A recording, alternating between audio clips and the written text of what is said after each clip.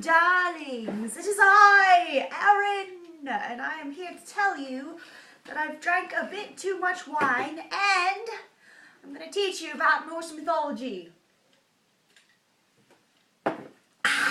Excellent, or Asatru. If you are a modern day heathen, then you would call yourself an Asatruar. So Asatru is the modern version of the original Norse religion before the Christianization of Europe.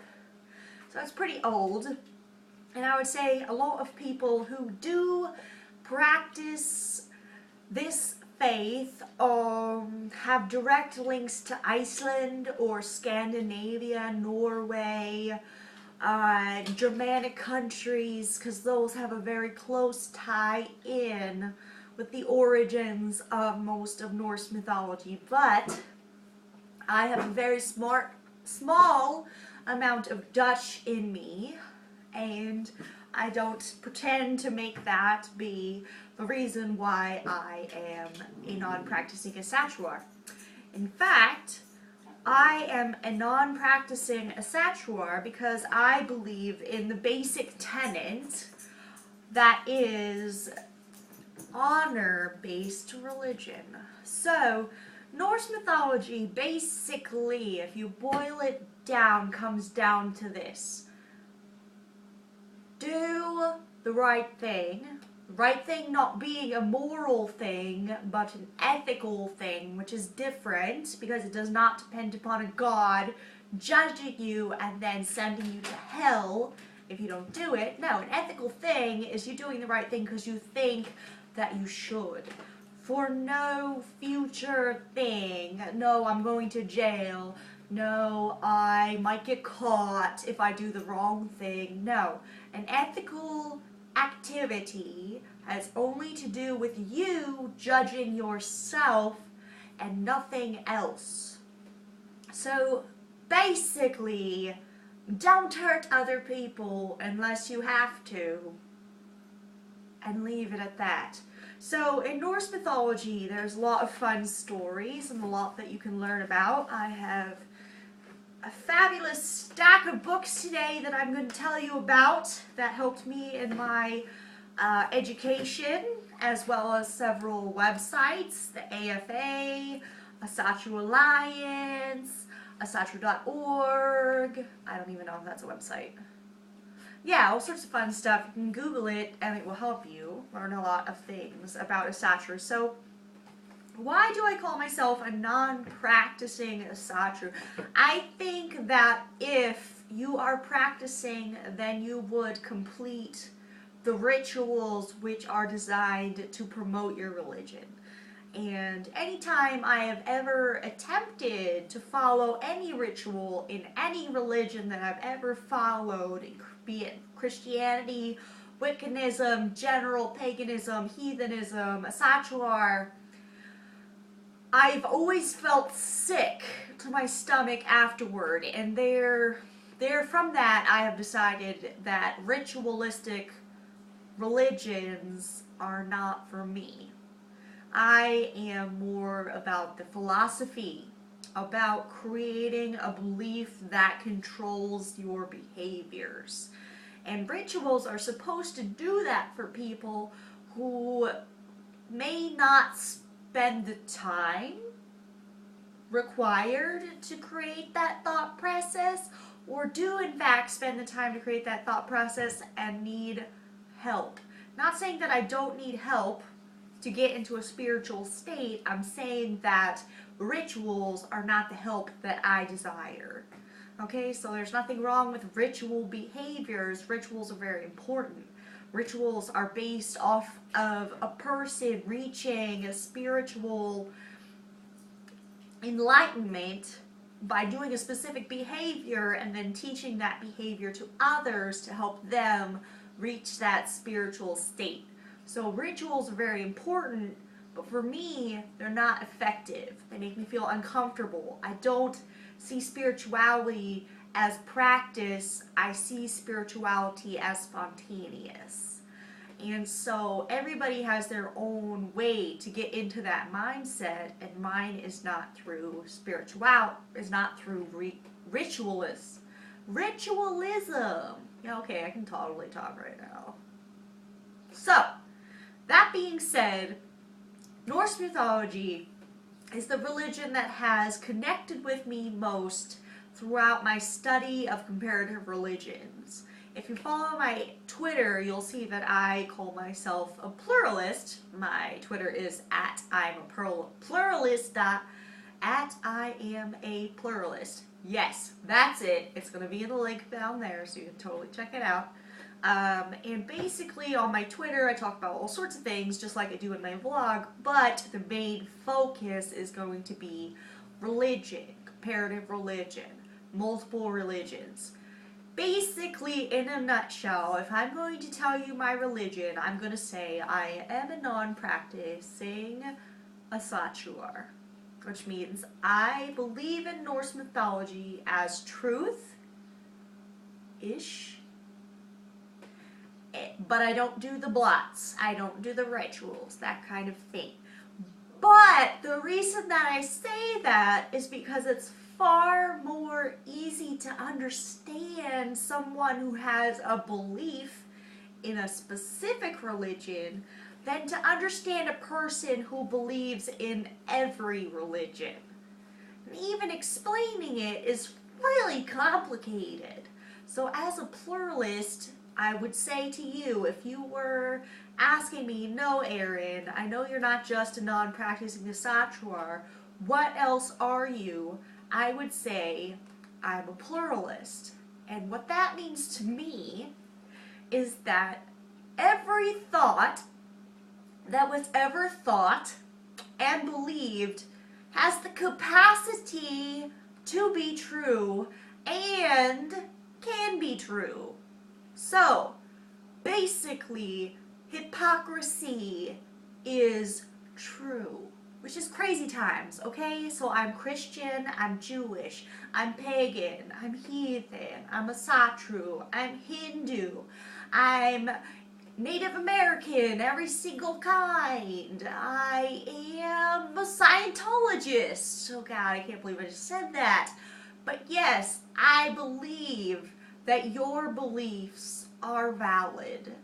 And because of that, I try really hard not to judge anyone who has taken the time to believe something, who has taken the time to feel something. If you just blindly follow something someone else says, I'm sorry, I cannot figure that out. That to me makes absolutely zero sense. Booby sense. It makes no sense. But if you have felt something, and you have dreamt it, or you have thought it, or you have felt it, and for that instance, it was true, to me, that's enough to make it true. Because reality is perception, and if you perceive it, who's to say that it's not reality? No one, because that's unfair. That's ridiculous. If you think it's true, to you it is true. And how does that affect the world? I have no idea. But in my beliefs, I think if you believe it's true, it's true.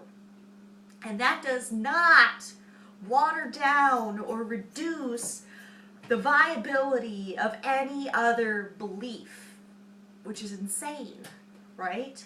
Because basically I'm saying I'm Christian. I believe that God is the only God. He's been telling me that since the Old Testament. I can do whatever I want as long as I believe that. Okay, that's crazy time. Anyway, that's how I think. And then another person could say, oh, I'm Wiccan. I believe in the Lord and the Lady. I'm a very naturistic kind of person. I don't think your God could be the only God because that's impossible because I have two gods or more. I'm polytheistic. And I think there's a whole pantheon of gods. I believe in Greek mythology. There's Zeus and all sorts of crazy guys. And he has sex with lots of virgins. And that's totally okay. But I'm Christian, so my God only had sex with one virgin. Amy.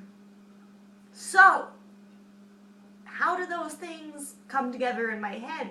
Basically, instead of creating a boom explosion, they do a boom. Oh, that makes sense. I don't know why that works that way in my head. It doesn't work that way in everybody's head. And as a pluralist, I totally support if you are not a pluralist, which is insane.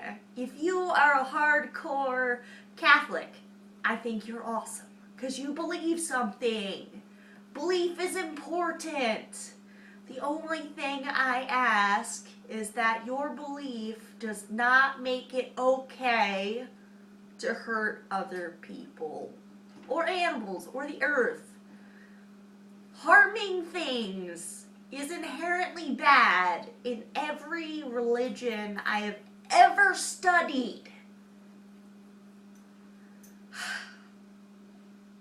Unless you don't think it's harming someone, and that's confusing, and I'm not going to talk about that right now. I'm just saying, most religions, the basic tenet is don't hurt stuff. Done. It might be not hurt people. Don't hurt the earth. Don't hurt this. Don't hurt that. But there is somewhere in every religion that I have ever studied, don't hurt this thing. So it seems like a pretty good basic tenet to live off of. Try not to hurt things. Okay, cool. Then any wibbly wobbly stuff you want to add in there is not hypocritical. Because all of a sudden you're like, oh yeah, I get it. Don't hurt things. Cool. My God says, don't hurt things. Oh, my God says, don't hurt things. Oh, my God says, don't hurt things. Cool. All of a sudden, it's all right. Everything's okay. Nothing to worry about. Okay. I went on a little bit of a rant. That might be the wine talking. I'm going to open my water. LaCroix, the best water ever. And kind of take a U-turn back to what this video is about, which is about Asatru. Which, if you remember, and you're not my dog crying about nothing, is Nordic mythology in the modern belief system. So, there's a lot of books that are very, very, very, very, very, very, very helpful to get you to know about Norse mythology. Probably the most important is the Eddas. Now, this is the Prose Eddas. It was written by Snorri Sturluson. It was written in the Christian period, which means it was done after the Christianization of Europe. That means that very few believers or practitioners of the original Norse religion still existed while he wrote this book. Okay? It's written from a Christian perspective. And there's a lot of things in this book that you can believe are from a Christian perspective. For instance, Odin hangs himself on a tree 9 days, 9 nights to bring the runes to humanity. Who does that sound like? Jesus? Maybe a little bit. Except, think about it this way. Odin, if he hung himself from a tree, it was not to bring the runes to humanity. It was to bring the runes to his children, because Odin created humanity. Also, Odin always wants magical powers. My dog is making crazy noises. I'm so sorry. Odin wants as much magical power as possible, so he hung himself on the world tree. Yggdrasil, hello little pine tree, probably a yew tree, that's usually what they say. And he said, hey, what up? Universe, tell me your secrets. And they just happened to come out in the form of runes, which are mystical letters that can be used both for writing and for magic. How convenient. So, hung himself on a tree 9 days and 9 nights, and there was reborn. They never say that, but that's kind of how it's thought about. And brought the runes to humanity. And if the runes are magical powers, most likely they are protective or saving, as you may think. Very Christian. Hello, Odin, Jesus, dichotomy question. I'm a pagan. All of a sudden, Odin looks a lot like Jesus. And everyone wants to kill me. Everyone wants to kill me if I don't believe this. So probably it should be that way. Okay, got it. Cool. Odin is Jesus. I'm a Christian. Boof. That's a very simplistic way of thinking about it. But anyway, the Prose Eddas, like I said, this is the everyman printing of the Prose Eddas. Let's see when it was done. Prose Eddas. I have no idea. Translated and edited by Anthony Folks, University of Birmingham. Let's see. I have no idea. 1960. What? 1995. It was reissued. It was originally published in God knows when. Anyway, I don't know. It's a good version. I've read multiple versions online. This is the only version that I own.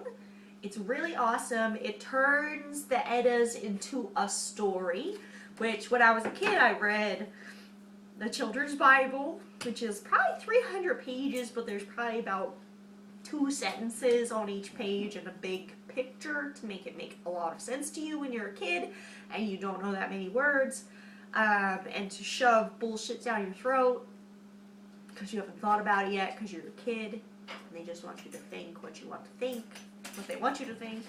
So Eddas sort of feel that way to me, but they give you the gist, the idea, the story. There's funny stories. It gets you interested. It's more like a novel, so it's easier to understand. Okay, so that's the first thing that you should read if you're interested in Asatru. Okay, the second thing you should read is the Poetic Eddas. I don't know if you can see this book. It's by Oxford World Classics. Again, there's multiple translations. This is by Caroline Larrington. And this is their first Poetic Eddas that I've ever read. Again, there's multiple versions online. There's multiple versions available to buy. Mine has little stars in it. I don't know if you can see that.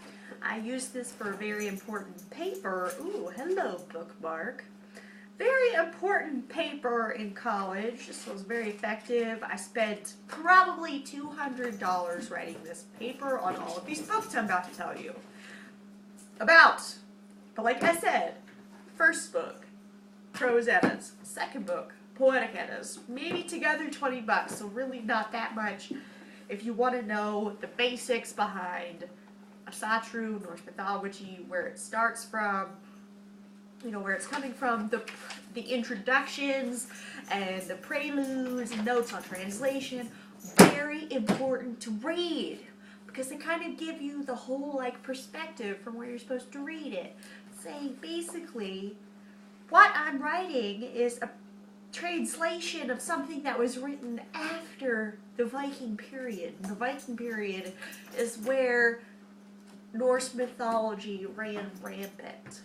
Where Norse mythology was not a mythology, but a religion. For instance, 5 million years in the future, we live on Mars. Okay, that's totally crazy. I'm just saying, we live on Mars, and we wear spacesuits, and our hair is all blue. Naturally. I don't know. Something like that. Then think about it this way.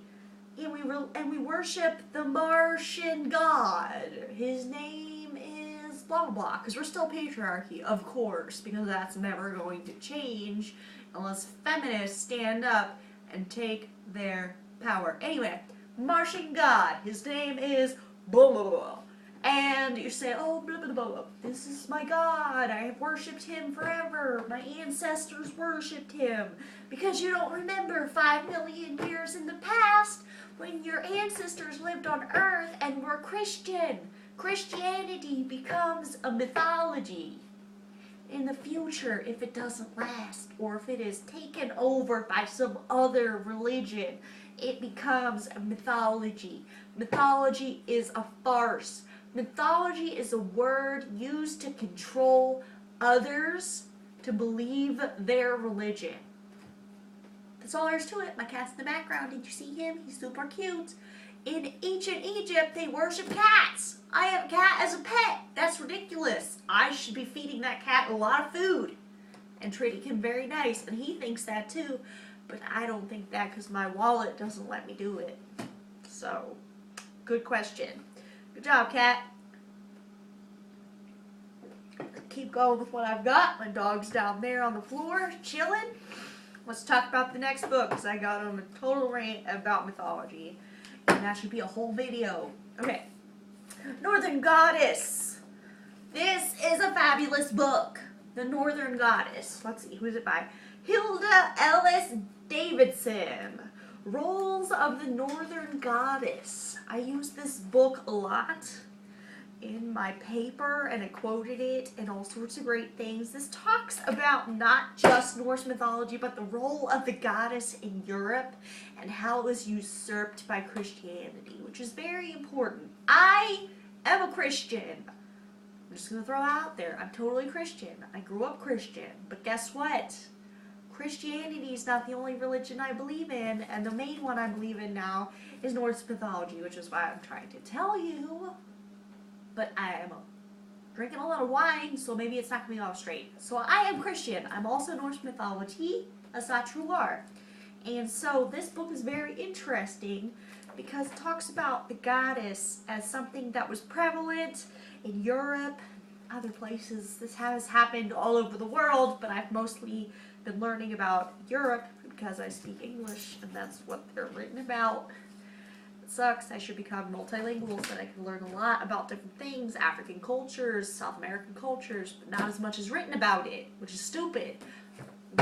European cultures are written a lot about a lot. Celtic beliefs, Irish, Germanic, Portuguese, all that stuff is written about a lot. Their original, primordial, pagan religions being taken over by Christianity. It's a very well-documented thing. It's very well documented, so there's lots of things to read about. The Northern Goddess, Hilda Ellis Davidson. Very, very great author. She talks about how the goddess was changed from this very powerful being into a slut. So if you ever watch Lacey Green and she talks about slut shaming, talk about the Christianization of Europe. Hello, slut shaming. Before Christianization of Europe, women were very powerful. Not necessarily equal. Patriarchy is very strong. Men are oftentimes physically stronger than women. So throughout history, I'm not surprised that patriarchy has succeeded, especially in a more animalistic time where literally a man could kill a woman more easily than vice versa. Right? Okay, so patriarchy has existed for such a long time just because a little tiny Y chromosome codes for a little bit more testosterone and it builds muscle mass. So mere strength has promoted patriarchy. The question is now, in modern times, are we smart enough to overcome a hormonal-based society? Are we strong enough to overcome a tiny chromosome, making the difference between two very large chromosomes and a tiny chromosome and a large chromosome? It's a question to me. Anytime a guy is being rude to me, I just say, oh, it's your tiny chromosome talking. I'm sorry. It's very, very small. I can't help that. Sorry for you. But it's not because I hate men. It's because I hate that men take advantage of women sometimes. And women take advantage of women, which also sucks.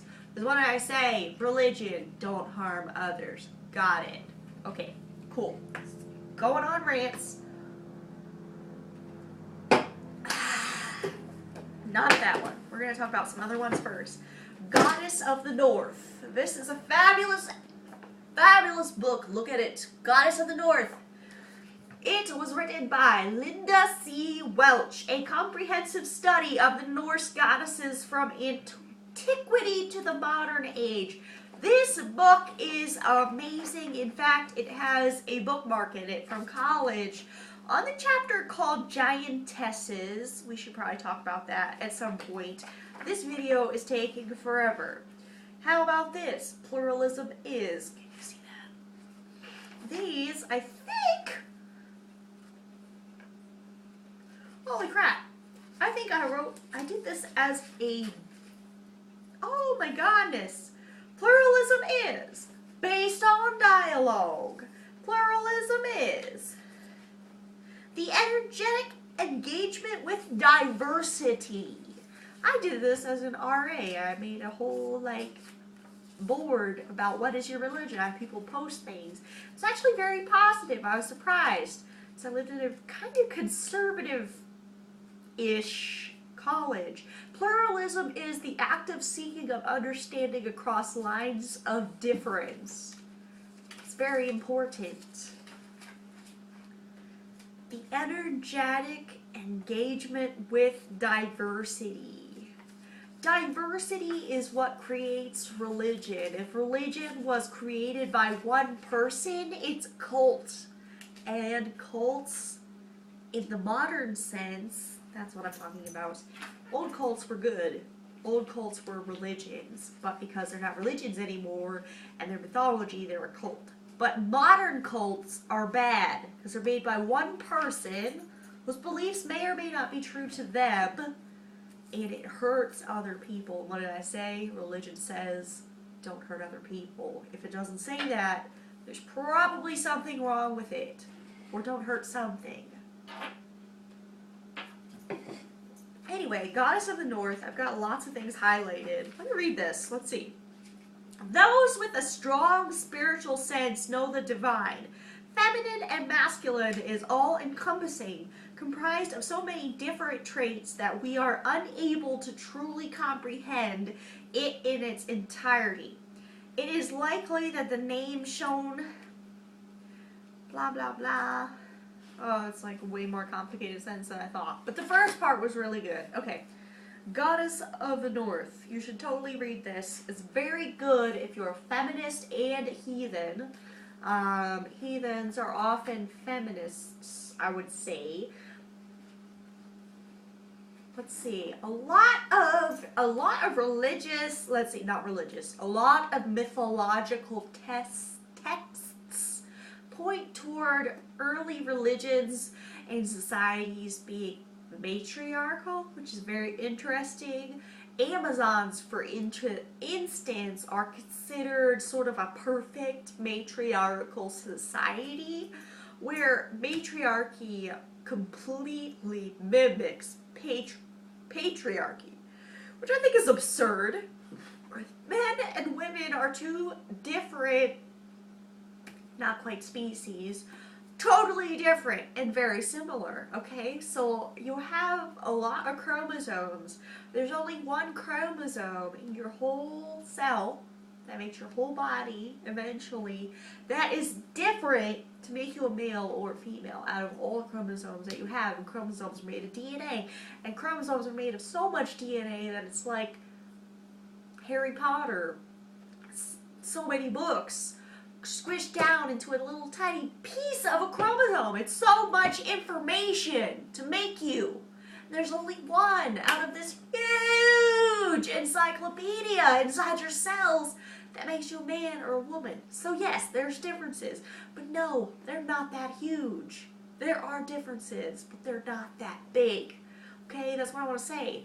I'm a feminist. Men and women are different, but guess what? They're not that different. Okay, especially if your Y chromosome or X chromosome are not functioning properly or don't express their DNA properly. Then you have what? Transgender, you have intersex, you have all sorts of different things which are totally awesome and natural, because biology is not simple, it's complicated. Complicated things do crazy things. That's all I can say. I'm bisexual. I don't know if that really is a normal thing or not. Normal being originally evolved from a tiny, tiny cell.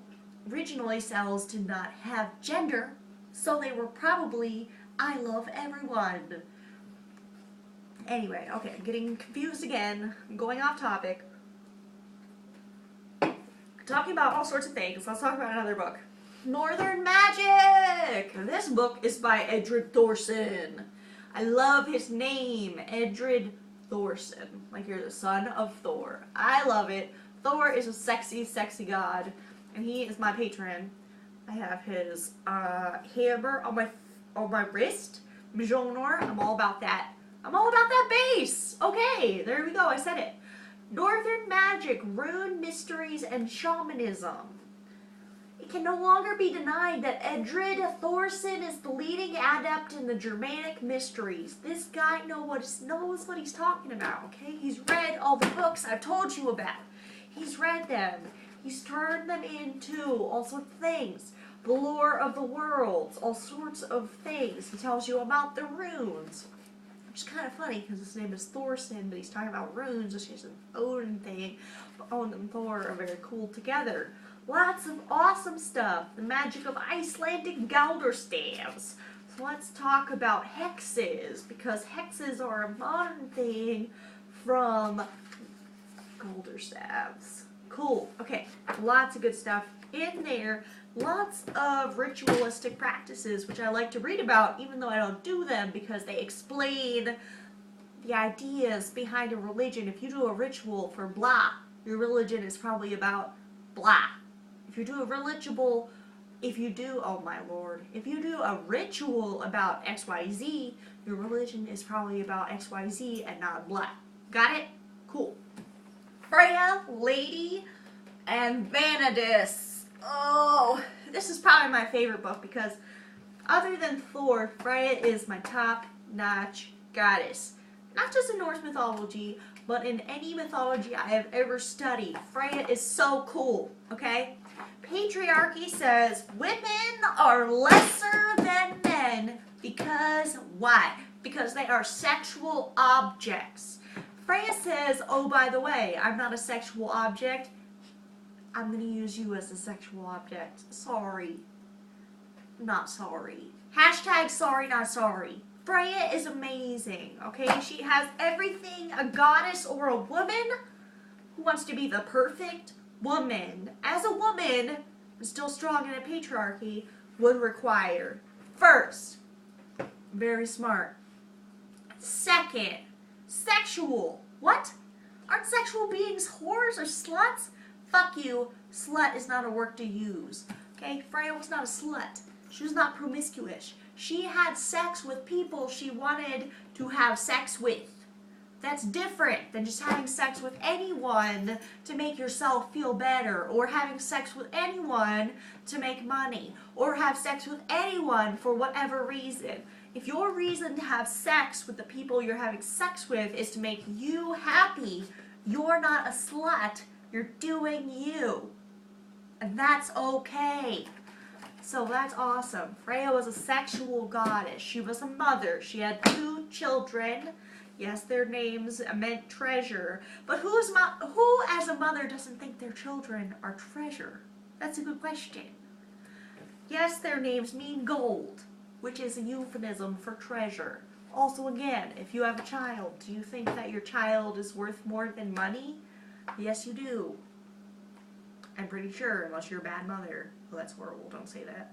Take that back. Pretend I edited that out. Boop! If you have a child, it's probably worth more than money. Excellent. What else? Freya has magic, which is really cool. She brought an ancient form of magic to the Aesir, or the gods of modern Norse mythology. Her and her brother and her dad, Njord, they came from an older version, which has been lost due to probably the modernization of Northern mythology and then Christianization. Erased it. They were called the Veneer. And she brought this magic called Satyr. And Satyr is a feminine magic because XX, XY, there is a difference. It's not huge, but there is a difference. And in Norse mythology, this difference is characterized by a magical power called Satyr, which allows you to talk to the dead. Okay? It allows you to see the future. And it allows you to have control over things that are not controllable in a normal sense. So basically, feminine magic is terrifying. You can do all sorts of things with feminine magic that you cannot do with other magic. And patriarchy hates that. Whatever. Fuck that. So, Freya can talk to dead people. She can talk to Hyndla. She's a goddess who's dead down in Hell's realm. And she goes down there with her lover, Otar, when he's looks like a boar, and she rides him to hell. Hell, being a goddess, rides him to Hell's realm. Excellent. And goes talks to a dead goddess and tries to find out some information about him to save him from a bet that he made because he was stupid. Tiny chromosome, okay? Tiny chromosome? Same. Freya could do all sorts of things. Who did Freya teach her feminine magic to? Odin. Odin knows Satyr. Odin is an amazing god. He is the god of war and poetry. What? I like to kill people. I talk about my feelings. Do these things go together? Not always, but sometimes. So this is really cool. Odin is my third god. Thor, Freya, Odin. Honestly,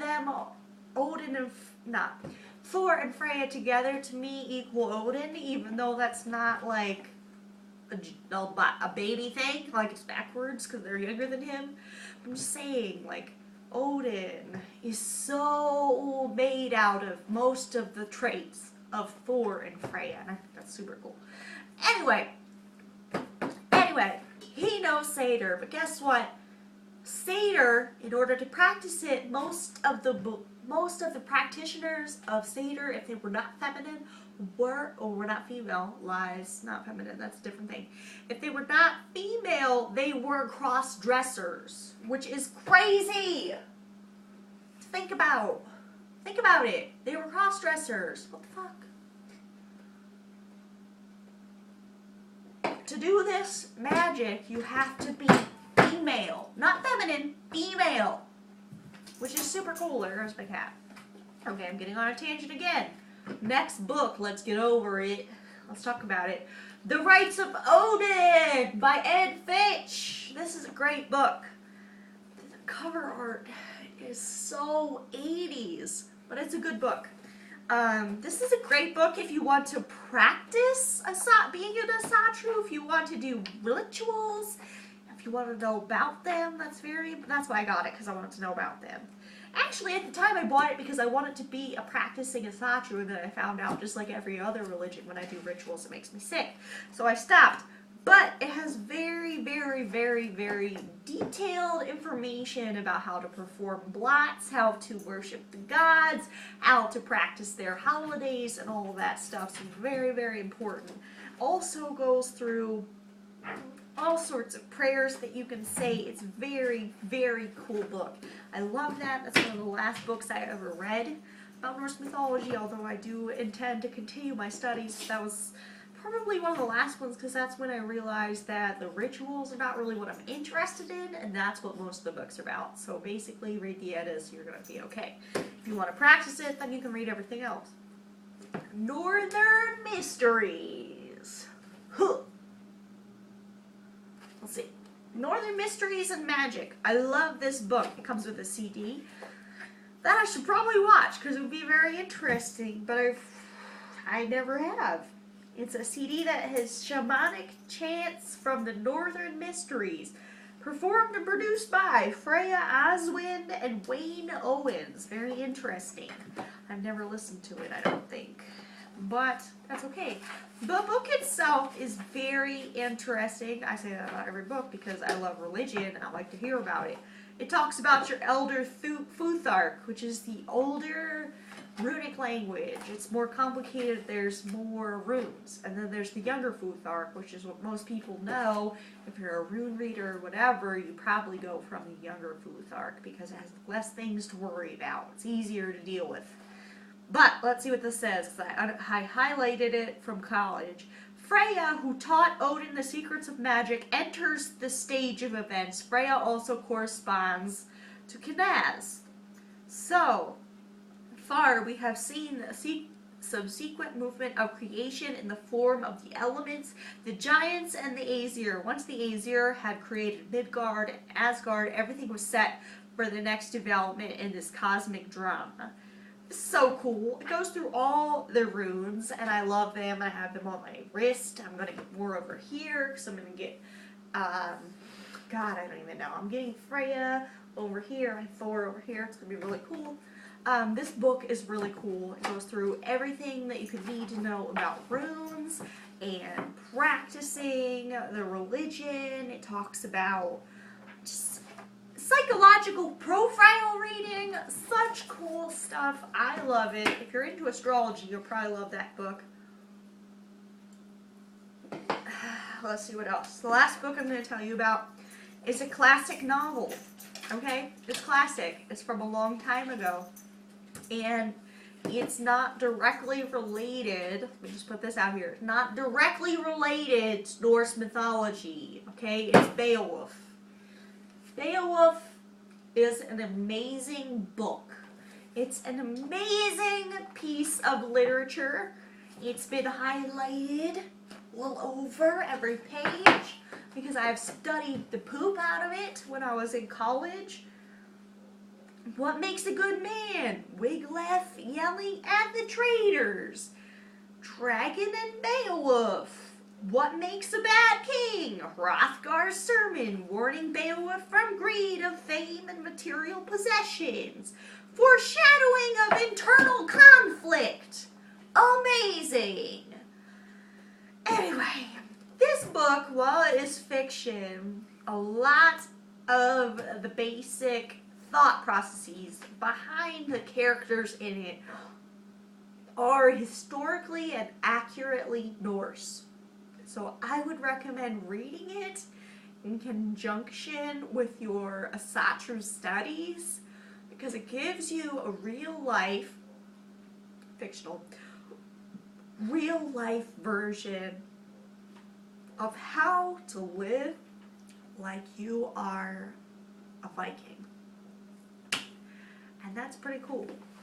And my phone is dying, so I guess that's all the ranting I get to do. I hope that you enjoyed this video, and I hope that you will subscribe down there, hit the thumbs up because I'm really cool, and I'll see you next time.